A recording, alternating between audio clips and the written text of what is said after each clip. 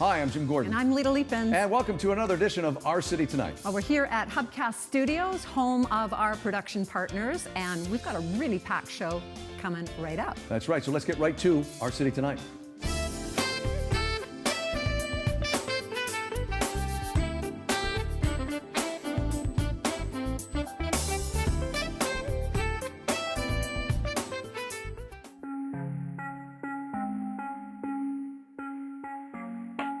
Feet on the sidewalk. Does anybody wanna walk me home? I'm drunk, I lost my shoes and I'm alone. I look right at you, trying to hint that it's getting cold. You sigh and tell your friends you gotta go. You're not somebody I wanna lean on no more. You're not somebody I'm gonna lean on no more. Hey yeah, hey yeah, hey yeah. No more. Hey yeah, hey yeah, hey yeah. No. Her breakout hit, Princesses Don't Cry, garnered over 50 million, that's right, 50 million streams around the world. You're looking at her new single called No More. It is a great pleasure to welcome Canadian singer-songwriter Karis to Our City Tonight. Karis, welcome to the show. Hello, thank you for having me. Well, Karis, you were, you're a Canadian girl born in Markham, and interesting reading your bio that you did your acting debut in 2016, and then that summer you did your musical debut. So you're a busy girl in 2016. Tell us a little bit about the inspiration for your newest single that is just so catchy. Thank you so much. Yeah, so this new single, it was inspired, it came out of Princesses Don't Cry, which was my last single that just came out. I wanted to make something that was sincere but empowering, and we went into this room and Ryan Stewart brought in a track that he was one of the writers in the room, and we just heard it, and from hearing it, it flowed so naturally. It was inspired by just like that moment where you realize you're settling and you're like, no, you know what, I'm not accepting this for myself anymore. I'm magnificent, I'm amazing, I deserve better than this, and just saying like, no more. We're done. And Karis, this goes back to the 1950s, the pressure on singers, especially female singers. Can you talk a bit about the added pressure nowadays on singers like yourself, male and female, with social media? You've written a very powerful, inspirational song for young women, but there is also the difficulty and the responsibility in this day and age that comes from being in your position. How have you handled that at such a young age? I think just being honest and moving forward with heart is a great place to start. Like with my music, I just write from my own experience without the like intention. I don't go into it being like, I need to inspire people, but I just go out there and I'm like, what was a song that I needed to hear? Or what's something that I haven't heard yet that I would love to hear? And it just kind of happens like that. And then it's like a bonus if people can relate to that and feel more understood and feel seen. Well, you truly are inspiring. Your songs are excellent, they're catchy, and well, the streaming itself proves that. You know, COVID hit, I'm sure that you had a lot of tours all ready to go, but you seem to be really taking off on the social media platforms and making up for that part. Yeah, I've been so lucky, like seriously, thank goodness for technology at this time. We were supposed to do South by Southwest this year, which didn't go through because of COVID, which was canceled. So that sucked at the beginning to be like, oh, we can't do that. But the amount of opportunities we have been able to do, such as this one, via Skype and Zoom and all that, has been really great right now. Karis, we'll let you out on this last question. We always like to ask actors, musicians, writers, who did you look up to when you were a kid and why? I loved Taylor Swift. I still do love Taylor Swift. I'm a big Taylor Swift fan. She was the one that I was writing short stories when I was younger, and hearing her first album and her songs made me want to turn those little stories into songs, because I was like, oh, this is just like my stories, except they're in the form of a musical arrangement. So that's what inspired me to like start writing music. So I owe a lot to her. That's amazing. So people can stay up to date with all your upcoming projects and following you on TikTok, Instagram, YouTube, Facebook, as well as Twitter. We're so glad that we got to capture you here in the studio, and we wish you so much more success. Thank you guys so much for having me. You're quite welcome. There's Karis all the way from Markham, which is not too far from my hometown of Brampton. So we have a common bond there. Karis, thanks and best of luck going forward. You're a delight to talk to. Thank you. Thanks so much. There's Karis, Canadian singer. We always like when we can promote Canadian singers. Absolutely. We'd like to check out her new single, No More, as Lita mentioned. That's Karis on Our City Tonight. No more.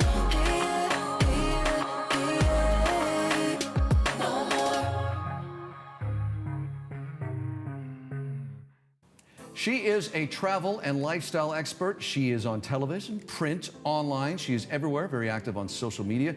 And we are very excited to have a Toronto's own Natalie Preddy on our show, Our City Tonight. Nat, welcome from my former hometown, Toronto, Canada. Thanks for having me, guys. We're thrilled to have you. Now, you're a travel and lifestyle expert. Summer's here. People can't physically travel. So, I mean, it's kind of sad. You've been to 30 plus countries. What are people doing right now? Well, you know what? A lot of countries have some fantastic virtual offerings, which is really making it a lot easier for us. So let's start with Miami, and they've been fantastic when it comes to what they're offering virtually. They have a dedicated virtual travel page. You can do things like visit the Miami Zoo. They have a zoo academy, which I've actually taken my kids to. And you can learn about the different animals, talk to zookeepers, look at extra videos, and it's really a great experience for the whole family. You can also watch the Miami Opera on that same page, and you can check out all of the street art in the Wynwood Gallery.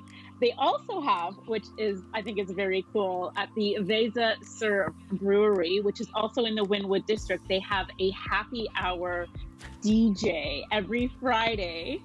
You just tune into their Instagram page, have a brew on your end and watch the DJ spin. It's very cool. Well, I know some people in my life that would be thrilled with the brew part. Nat, you got some other great destinations you want to mention, including Australia and a place that I was supposed to be in this past April, Ireland. Oh, yes. Two fantastic countries. I was actually supposed to be in Australia in May, but if you're afraid of diving the Great Barrier Reef or you don't know when you're going to get there, that's absolutely fine, because now you can do it with Visit Australia's live interactive virtual offering. You can also check out crocodile encounters. You can go to Kangaroo Island. They've got lots of live footage there. You can do a morning workout overlooking Byron Bay. You can do sunset yoga, and they have sounds curated by Sound Australia. So it's really an all-encompassing experience that's gonna get all of your senses going. So they've also done a fantastic job with their virtual offerings. And finally, Ireland. I love that country. Stunning, stunning country. And I hope you're able to get there soon, because you just got to. They have the Cliffs of Moher, which of course is southwest on Ireland, overlooking the Atlantic, which is such an emotional, I dare say spiritual experience. And they really capture it well. You can also head to Dublin and check out the Trinity College Library, the Long Room, where you've got pieces by Yeats and Swift and Oscar Wilde, and that's truly an amazing place to be as well. It's just so majestic, that room. So again, there's lots to do in Ireland virtually as well. And very exciting, you have some great ideas for family experiences at home if you've got the room there. Yeah. So let's say you spent the morning in Miami, then, you went over to Australia, finished your morning in Ireland, and you think, it'd be nice to have a picnic in Paris.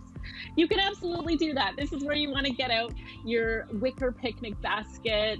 I even ordered a little Eiffel Tower online and got a cheese board, a baguette, some wine. Obviously, I didn't drink the wine being pregnant, but, it was there. And play some Parisian music, and it's almost like you're there, and you just really get to enjoy that French experience in your own backyard or your living room or whatever space you have.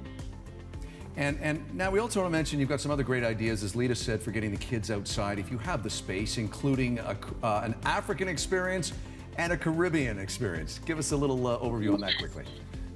Yeah, so there we go. There's a Caribbean experience. I mean, you can't top that. We threw out a towel. We even went fishing with our little Go Fish game. And, you know, we had our wading pool, some palm trees we brought out. And a lot of Caribbean islands are putting out recipes for Caribbean food, Caribbean cocktails that you can make at home and enjoy those while you are sitting by your pool. And finally, a Kenyan safari, which is a phenomenal experience. And right there, you can set up a tent, like my son and I did right there. And we had a scavenger hunt outside, so we looked for everything from bugs and plants, which isn't quite the same, but it was pretty cool to do that together. We did some stargazing. We got out our binoculars, and you know, we just really made it feel like we were outdoors. We were on safari, and of course, you saw my son had on all of his safari gear as well. So it's. Nat, we've been following each other for a long time on social media. It's great to finally get you on our show all the way from Toronto to here. Yeah, you're very active. Check out everything on Natalie Preddy. She is a travel and lifestyle expert. Natty P, N-A-T-T-Y-P, is where you can start to find her on social media, Twitter, and a whole bunch of other stuff. Nat, thanks very much. We wish you the best of luck, and we will have you back on the show very, very soon. Can't wait. And thanks so much for having me, guys. You bet.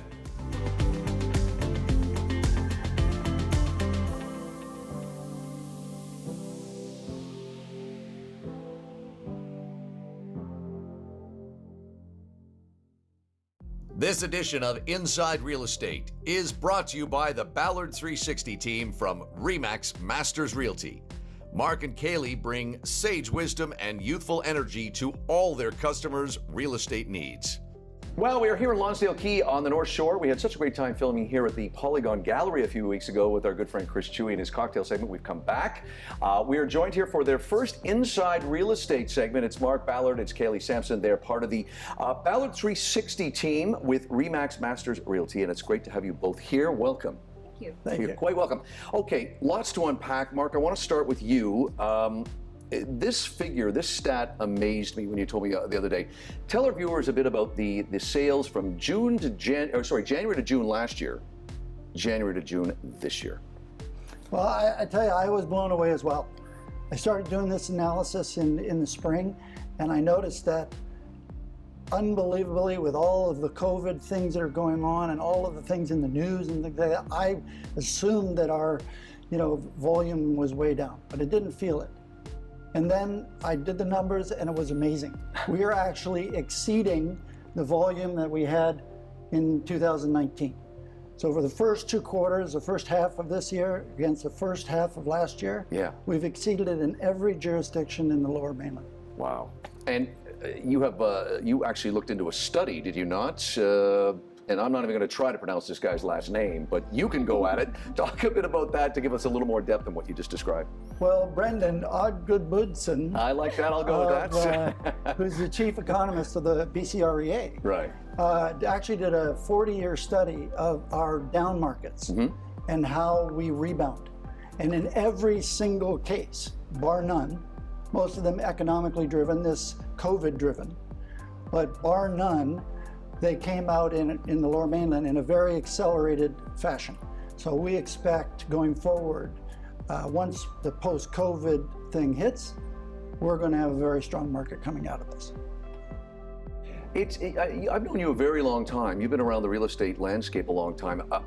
When you told me that, I was amazed. But things are changing, and Kaylee, I'll move this over to you now. Talk a bit about what has happened in terms of home selling, home showing.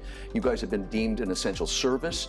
What has that done for you and Mark and Ballard 360, your company, and of course we should mention RE/MAX Masters Realty. Talk a little bit about what changes you've seen over the last 5-6 months. Yes, thanks, Jim. You're welcome. We've had, we were an essential service, as you said, so we worked through the pandemic, which meant that we've been doing a lot more digital floor plans, videos, photos, and encouraging clients to preview online before they come and see a property. Protocols have completely changed. We're doing face masks, hand sanitizer.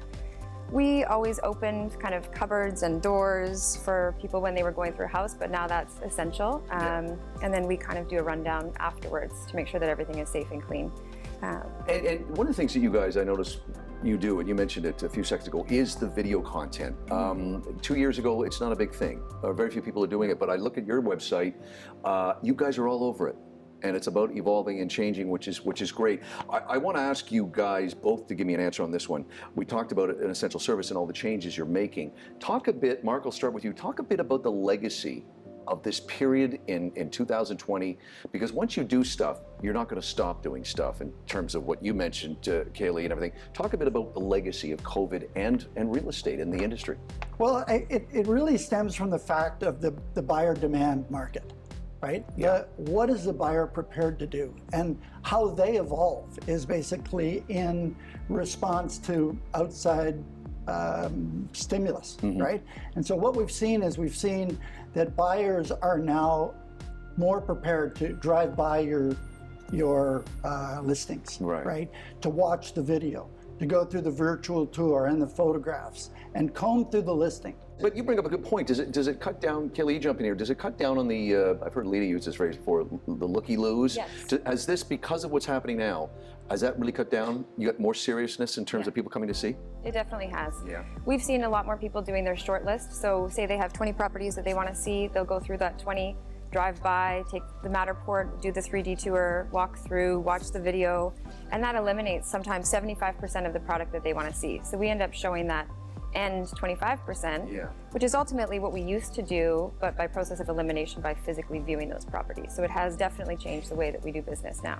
Well, we're really glad to have you guys on board here. We're going to come back in a few episodes from now and talk more real estate with Mark Ballard and Kaylee Sampson, who are our Ballard 360, part of the RE/MAX Masters Realty program. We'll have all their information, including their website, phone numbers, all that in the closing credits. Mark, before we go, I want you to just briefly tell us, you did a great TEDx talk, and we're bringing that up because it was about success and it was about your father's meaning and interpretation of success. Just give us a quick couple of seconds on that before we say goodbye. Well, Dad was quite successful. You know, chairman of the board of Ballard Power, 8 honorary degrees with, international universities. And I remember sitting in my living room, and I was going to UBC studying real estate commerce, and I asked him that question. And the TEDx talk is more about his answer than mine. Very nice. And we should say it was on a lot of covers, including a magazine we both worked for, Vancouver Lifestyle, back in the day. Lifestyle. Okay, guys, thank you so much. Kaylee and Mark, we're here at the Polygon. Thanks to Faye and Jessica and everybody else for welcoming us here. Come check this great gallery out here in Lonsdale Keep.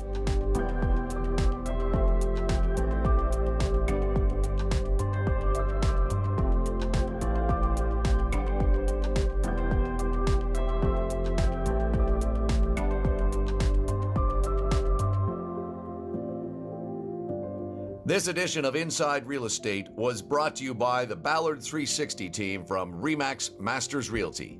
Mark and Kaylee bring sage wisdom and youthful energy to all their customers' real estate needs.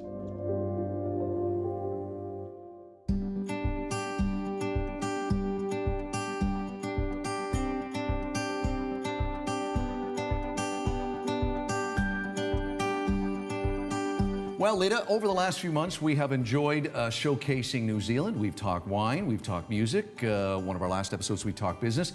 Now, because we love wine, we're going back to wine.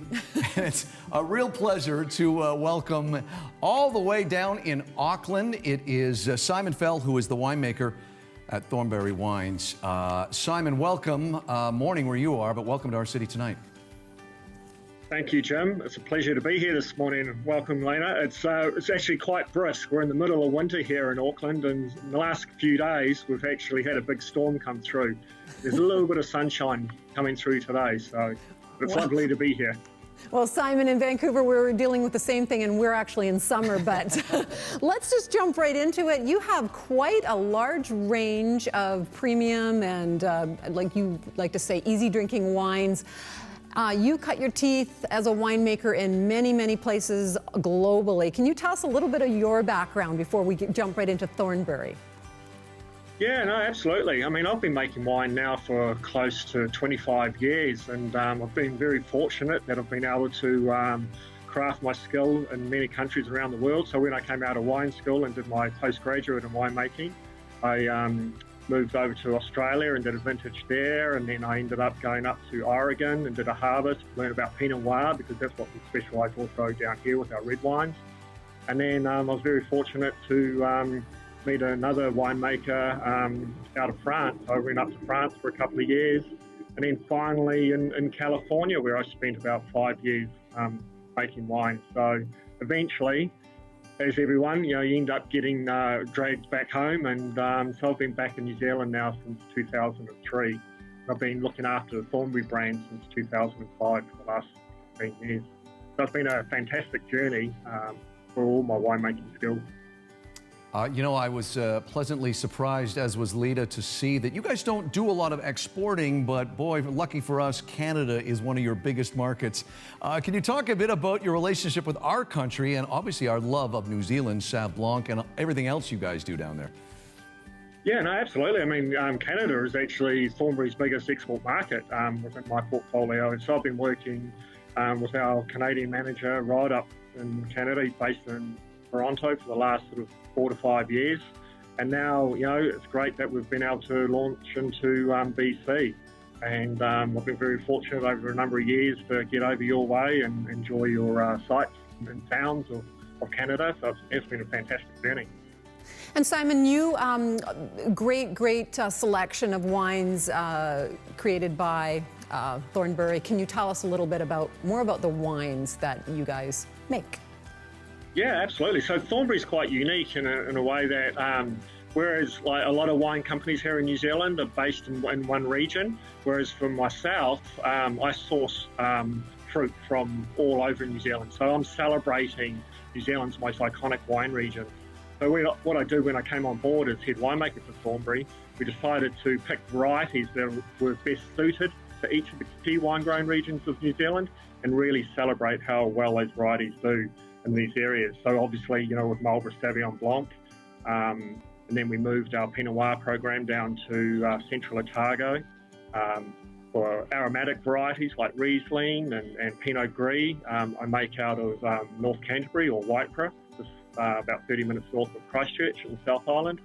And then here up in the North Island, where I'm based in Auckland, I make a Merlot off the Gimlet Gravels in Hawke's Bay, and then also a really nice sort of Riper style Chardonnay out of Gisborne, which was known many years ago as Chardonnay capital of New Zealand.